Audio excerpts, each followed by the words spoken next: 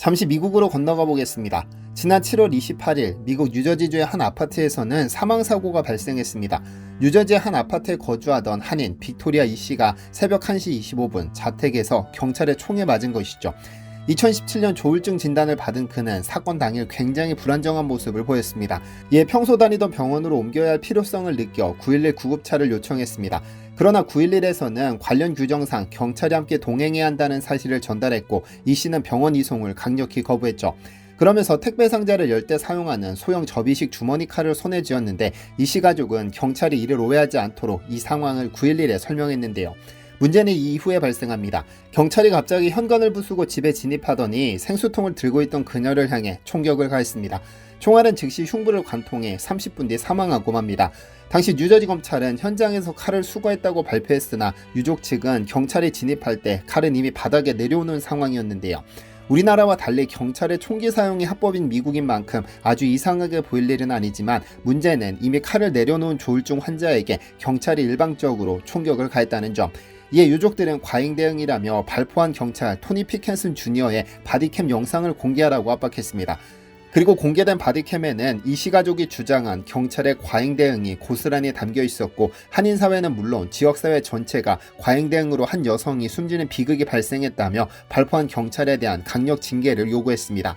사실 해외 뉴스, 특히 미국 뉴스를 자주 보는 분이라면 이 바디캠이 익숙하실 텐데 미국 경찰은 유튜브를 통해 범죄자 검거와 관련 영상을 공개하기도 하고 이는 증거로 사용됩니다. 즉 모든 걸 녹화해 공개하기 때문에 때로는 과잉 진압을 밝혀내는 단서가 되기도 하고 또 때로는 경찰 스스로를 보호하는 중요한 증거가 되기도 합니다. 물론 경찰과 일반 시민 사이의 신뢰성을 높이는 장치이기도 하죠. 그런데 최근 미국 경찰들이 기존에 사용하던 바디캠 대신 삼성 갤럭시 Z 플립 시리즈를 달기 시작했습니다. 안녕하세요, 디스맨턴입니다. 미국에서 바디캠이 확대되기 시작한 것은 그리 오래되지 않았습니다. 정식 명칭은 신체 장착 카메라로 몸에 장착하는 소형 비디오 녹화 장치를 말하는데 그 역사가 불과 10년입니다. 2014년 8월 미주리주 퍼거슨에서 흑인 청년 마이클 브라운이 비무장 상태로 백인 경찰의 발포로 사망한 사건을 시작으로 바디캠 구축 사업이 시작됐죠. 당시 버락 오바마 대통령은 국민들의 신뢰를 회복하겠다며 한국 돈 약 800억 원을 투입해 5만 대의 바디캠을 설치하도록 했죠. 그 결과 현재 약 8천여 개 경찰서가 바디캠을 부착했고 뉴욕의 경우 2만 4천 명의 경찰이 전부 바디캠을 부착했습니다. 미 전역에서 가장 큰 규모이며 뉴욕 경찰은 중대 사건의 경우 30일 이내 동영상을 공개토록 하는 규정도 있습니다. 사실 바디캠 영상은 법정에서 거부할 수 없는 증거가 되는 경우가 있습니다.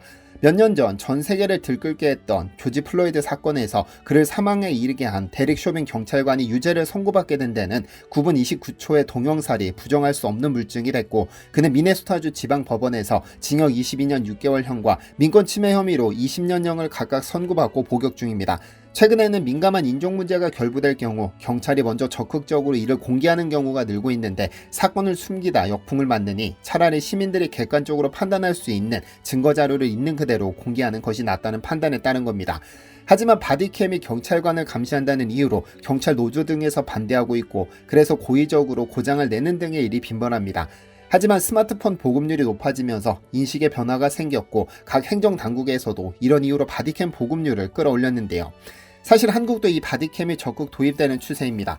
한국의 경우 흉악범죄 예방과 경찰관에 대한 폭언 등 난동행위, 공권력 남용 등을 방지하는 등의 효과가 있을 것이라 보고 경찰이 나서서 정식 도입을 요구했습니다. 이에 2015년부터 2021년까지 시범적으로 운영하다 올해 도입 근거와 구체적 사용 기준을 담은 경찰관 직무집행법 일부 개정 법률안이 국회를 통과해 올 하반기부터 시행될 예정인데요.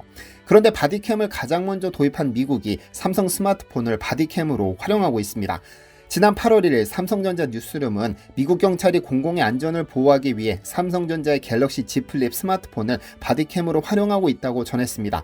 미주리주 킴벌링 시티 경찰은 2년 전 Z 플립 시리즈를 바디캠으로 도입해 시범 운용했는데 이는 폴더블 기기를 바디캠으로 활용한 첫 사례였습니다.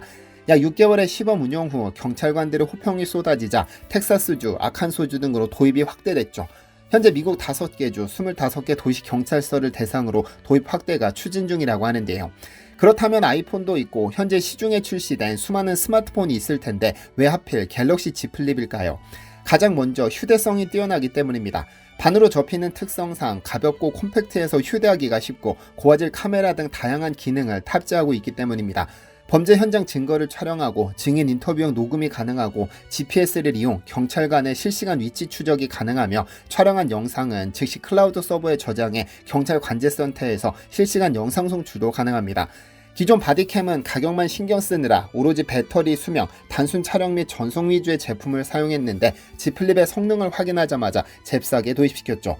아무리 그래도 스마트폰으로 그렇게 중요한 바디캠으로 전용하는 것이 맞냐는 의견도 있지만 사실 여기에는 스마트폰을 지원한 삼성의 노력이 있었습니다.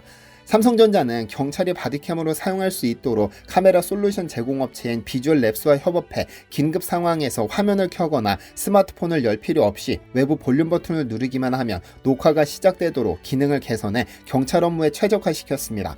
Z 플립을 착용한 경찰이 용의자를 추적하면서 속도가 빨라지거나 비상등을 활성화하는 등의 행동을 취하면 곧바로 활성화되는 기능도 추가했죠. 토드 르보인 킴벌링 시티 경찰서장은 이런 많은 장점 때문에 갤럭시 Z 플립을 선택했다며 Z 플립을 통한 업무 효율성과 팀 간 커뮤니케이션 강화로 대응 및 수사 노력이 상당히 개선됐다고 강조했습니다.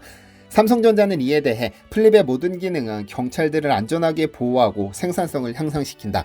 성능은 뒤처지지 않으면서 경찰들이 휴대해야 하는 장비의 부피를 더 줄여줄 수 있고 유지관리 비용에서도 이점이 있다며 삼성전자는 최첨단 혁신을 통해 소비자, 기업, 공공서비스를 지원하는 제품을 지속적으로 개발하는 데 전념하고 있다고 전했습니다. 출처도 그렇고 내용도 그렇고 삼성전자가 스마트폰을 미국 경찰의 바디캠으로 지원하는 건 마케팅 목적이 큽니다. 특히 미국 시장에서의 성장을 위해 아주 좋은 방식의 광고를 택한 것이죠.